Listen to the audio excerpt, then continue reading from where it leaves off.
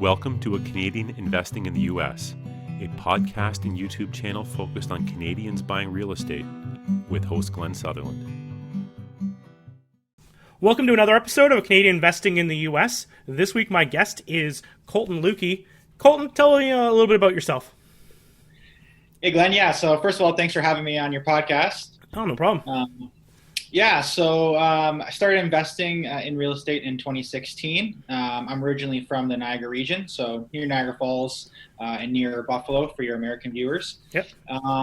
So purchased my first property in 2016, fresh out of college, and then was able to kind of value add to it, pull my money out, and then recycle that money into the next property and kind of just continue that process until now. I'm still doing it. That's exactly what I preach. Is just find a way to recycle it. The people who put money in and they don't have a way to get it out, they get stuck. They get stuck. Especially in times like we are now. Exactly. So you said you did some value add. What were some of the things you were doing? Yeah, so my first property was quite a doozy. Didn't know much about real estate. Didn't know much about what to really look for. As long as it was standing and didn't have a roof that was leaking, that's pretty much what I thought was a good deal. So ended up purchasing this property, and as we gutted the basement, it was an old, it's a 1970s bungalow, but it was all original wood paneling. So once we removed that old wood paneling, we noticed that this property had quite a few foundation cracks. And at one point, water was definitely coming through there. So that was a good introduction to the game of real estate, was that. And obviously, being young, not having a whole lot of money, definitely scared me quite a bit. But I essentially took that learning experience and kind of just took it with a grain of salt and said, okay, well, I own this property now. Nothing I can do. I got to do it. Yeah. What kind of cracks did you get? Yeah, so there are foundation cracks, essentially right from where the window it goes in the basement, right down the bottom of the footer. Luckily, there weren't horizontal cracks, so that's a little bit more dangerous from what I understand. Yes. But, so there were quite a bit of them, and I decided I got some quotes and found out that for about $500 a crack, you can get them fixed. And fixed properly, and essentially a guaranteed warranty that they'll never leak again. It's not coming straight off the windows, right? It's on an angle, is that right? Yeah, so they're all on an angle, kind of going all the way down on an angle, right down to the footer. Yeah. One particular crack that was directly center of the foundation, kind of in the middle of the house, that was a straight up and down crack, and that one was a doozy. That one, that was where most of the water was coming in. Yeah. But these are things that you try to look for when you're looking at a property.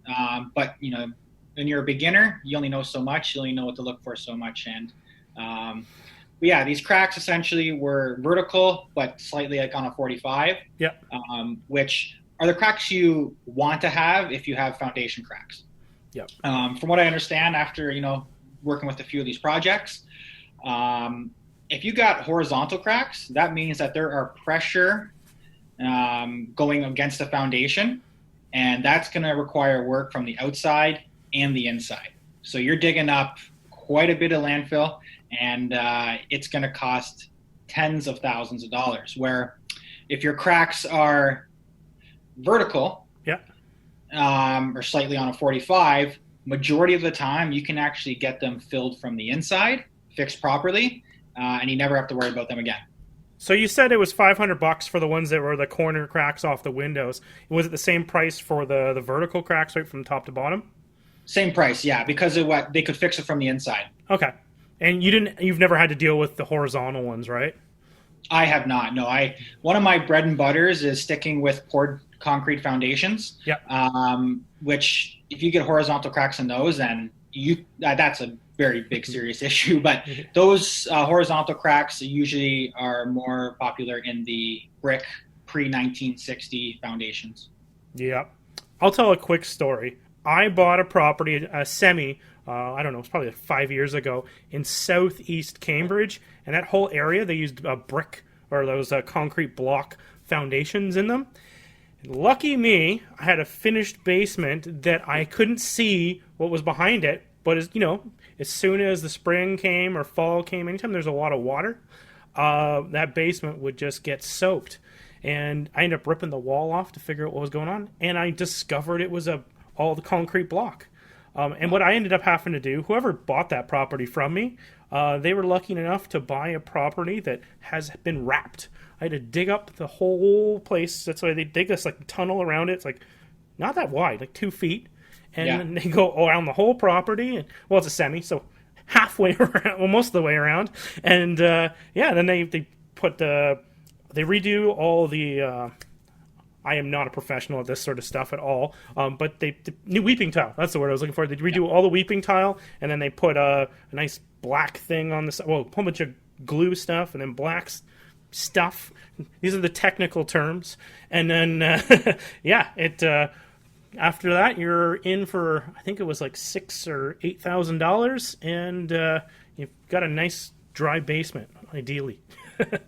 Yeah, so that's usually when you have those foundation cracks in block, you usually most of the time have to go from the outside. Yep. And that's where, obviously it gets a lot more expensive. So to get your viewers kind of an idea of what they did for mine. So what they did is if you have a vertical crack, what they actually do is they kind of chip it out a little bit just to make it a little bit easier for this epoxy to then get injected inside. So what they do is they put like these kind of cups about every 12 to 24 centimeters down, and then they put a sort of glue epoxy over it, and then they take this epoxy gun and they shoot this stuff in there. And what it does two things. It's strong enough to bind concrete together, so in case there is ever any future shifting, it should essentially make it stick. But also it creates a water seal. And then what they do after that is they then they have like this reddish brown membrane that goes over the crack. And then if water is ever to leak through where the epoxy was, it will get caught in this membrane. And then at the bottom of the membrane, they actually dig out, like what you said, a 1 or 2 foot trench. And they tie that into the footer so the water would drain into there. So this is a lot cheaper, but again, this is with a poured concrete foundation where you have a few cracks, not block, where if you have one, you mostly have 2, 3, 4, 5, or 6, because block tends to shift a lot more over time. Yes. So a lot of people have like the exact opposite rule where they like, if I see a foundation crack, then I don't want to buy that property. So would you say this is give you some opportunities? Oh, absolutely. I love those people. So I would say probably the experienced buyer that saw my first property probably noticed these foundation cracks. But my second property was essentially the same thing. And like you mentioned, I do have a YouTube channel, and I think that's kind of where you kind of found myself because you liked one of the videos I recently did. And in that video, I go into detail more about my second property because I advise you, if you want to learn more about foundation cracks and kind of what I was dealing with, please feel free to check out my YouTube channel. But this one has we'll cut you off. What's the YouTube channel name? Like, let's get you that. Let's get people there if they're interested in this. Sure, absolutely. Thank you. Yeah. It's simply my first and last name, Colton Lukey. And then if you want to follow me on Instagram, it's Investor Travel Couple, because one thing my fiance and I love to do is travel the world. However, awesome. COVID's not letting us do that right now, but we will get back to it one day. So, back to what you were saying before I cut you off. Back to it, yeah. So this property was listed in like around $260,000. We ended up paying $261,000 in an area where properties were going for $320,000, $325,000 and up. Like to get a property for $260,000 was unheard of. So as soon as I got in there, I go, wow. As soon as you walk into the garage, the entire floor of the garage is cracked up. It's opened up. You can see 3 or 4 pretty serious foundation cracks where you can stick your finger actually inside the crack. So quite big cracks, if you can imagine, but it was in the garage. So for what I've learned in my previous one, they were vertical cracks. and they were in the garage. So I didn't have to worry so much about any water damage. I just had to worry about actually securing the foundation to make sure that it doesn't shift anymore. Okay. So got the property, $261,000, I believe we paid for it. I got it locked up. And then it was kind of the same process. We got someone in there that knew about foundation cracks. They go, yeah, these are some big doozies, but definitely fixable. And then I actually got a structural engineer, which I never did before. And the reason why I got that was because you could tell that at one point the garage kind of shifted. It went down. It sunk. You can kind of see it from the brick on top of the garage. So I hired a structural engineer, which was well worth the $1,000 I paid, because what he did was he actually drew up plans for what I had to do to fix it, which if I was going in it alone and didn't hire him, I would have did everything completely wrong, and we probably would have had a lot worse issues in the future, because the goal of my property is to hold them long term. Yeah. So, but anyway, so what we had to do is we had to hire a company to bust out the concrete in the garage first, which in the 70s, it seemed like they loved concrete because it was about 3 feet thick. Ooh, that should be okay then. Yeah. It was, that was a lot of concrete. So, and then we actually had an excavator come in and dig out the entire basement, or the entire garage, right down to the footer. So we're talking like 6 or 8 feet down. Once we saw that, we saw the true, issues with the foundations. We saw that they went right from the top. They were vertical or on a 45, going straight down to the footer. Perfect. We know that this is fixable. So with the plans from the engineer, we got a company in there to go in and actually inject the cracks, but we also had to tie the cracks together, sort of say. So we actually had to get a bar to go across and to go down. And what that would do, that would stop it from ever shifting again. Okay. One thing I highly recommend is that if you have foundation cracks, drive around the area and see if other neighbors have the same issues in their foundation. And what we found out when I did that was the entire neighborhood had foundation cracks. So it was something in the soil. So that's why we wanted to make sure that we secured this foundation as much as we could. Yeah. And that's essentially what the engineer said. Yeah, look at, you have, go down your neighborhood, every single person has foundation issues, right? So it was well worth the $1,000 we paid. Okay. Yeah, so I think he quoted us a little bit higher at the beginning, but we kind of, got on his good side, and he was a young guy, and I'm a young guy, and he kind of gave us a little bit of a break. But I would say anywhere from $1,000 to $1,500 for like a 1970s bungalow. Okay. All right, and then so that's $1,000 for the structural engineer, and then how much did this other company cost you to excavate and put the bars and stuff up? Yeah, so to excavate it, put the bars up, and to rip out the concrete was about $5,000. Okay. So we're in it for $6,000, but then we also had to pay a different company to actually inject the cracks. So it wasn't the same company that would do that. Yeah. It was more of a masonry company that would actually secure the beams. Yeah. And we actually did two of the beams ourselves. Once we found out how to do it, we said, "Oh, we can do this. No problem. Save some money that way, right?" Yeah. But in total, to get it back filled in with actual good landfill, because before, like, the old stuff was crap. It was filled with large rocks, bricks, which you shouldn't have in there. So we actually got clean fill, and we then got the new garage paved. And it was $9,800, so $10,000. Okay, so $10,000. So if you had these issues, when did you call in the structural engineer and the other thing? Did you do that before you closed, like during the due diligence? Or? Well, because we knew that this property was so under market already, like undervalued already. That's, we were going into it budgeting about $20,000 to $25,000. I believe the total reno ended up costing us about $30,000 to $35,000. So we were about $10,000 over budget. But this particular property, because it was a good deal, there was actually quite a bit of interest. Even though some of the foundation cracks were there, we still had to close very quick, and no conditions. So we went in fast, no financing, no inspection, just kind of go for it. Yeah. And that's what will close some of those things too, especially in these hot markets. Okay, that's awesome. Anything else I need to know about cracks? Cracks. Don't be scared of them. You know, it's something that usually every single foundation will have. If you see one or two and they're vertical, in my area, it's about $500 to fix.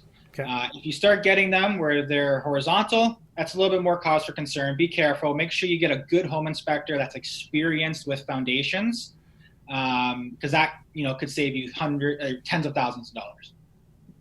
I had a property under contract in Alabama, and the whole foundation was crumbling. And in order to fix that, they wanted, I think it was $60,000 to pour another foundation inside of the other foundation, and they had to lift the whole house up in order to do it. You're a little bit more ambitious than me. Oh, I didn't do that one. That one was too much. That was too much. I was like, oh no. Yeah. Concrete's not cheap anymore. No. It was back in the day, from what I understand. That's why my garage pad at that time, this house was 3 feet thick. Now they're 8 inches.